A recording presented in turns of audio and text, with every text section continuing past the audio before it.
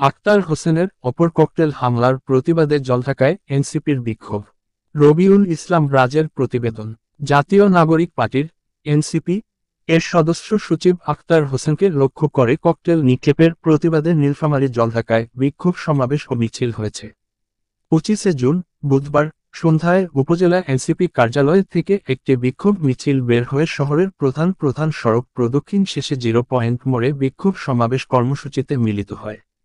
এ কর্মসূচিতে উপজেলা এনসিপির প্রধান সমন্বয়ক রেজাউল করিম রাজুয়ের সভাপতিত্বে উপস্থিত ছিলেন উপজেলা এনসিপি র সদস্য খলিলুর রহমান, শরীফুজ্জামান শরীফ সহ সমন্বয় কমিটির সকল সদস্যবৃন্দ। সভাপতির বক্তব্যে প্রধান সমন্বয়ক রেজাউল করিম রাজু বলেন, আমাদের কেন্দ্রীয় অফিসের নিচে ককটেলের বিস্ফোরণ ঘটানো হয়েছিল। তখন বিষয়টা তেমন গুরুত্ব দেয়া হয়নি, কিন্তু যখন দলের সদস্য সচিবের উপর ককটেল নিক্ষেপ করা হলো তখন আর চুপ করে থাকা যায় না।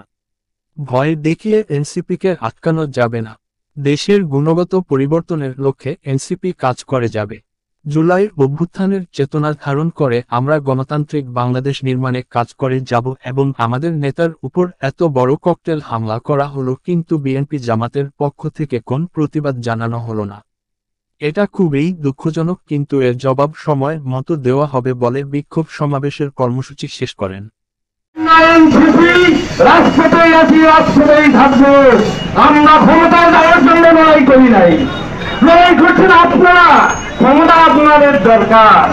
আমি বিএনপি জামাতের ভাইদেরকে বলতে চাই, আক্তার হোসেনের উপরে হামলা হয়েছে, আপনারা এখন পর্যন্ত কোনো বিবৃতি দেন নাই, আপনারা নিন্দা জানান নাই।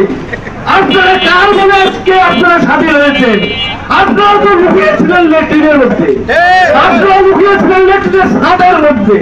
আজকে আপনাদেরকে মুক্ত করেছে এই যুব সমাজ, এই এনসিপির ভাইয়েরা, এই বৈষম্য বিরোধী ছাত্র আন্দোলনের ভাইয়েরা।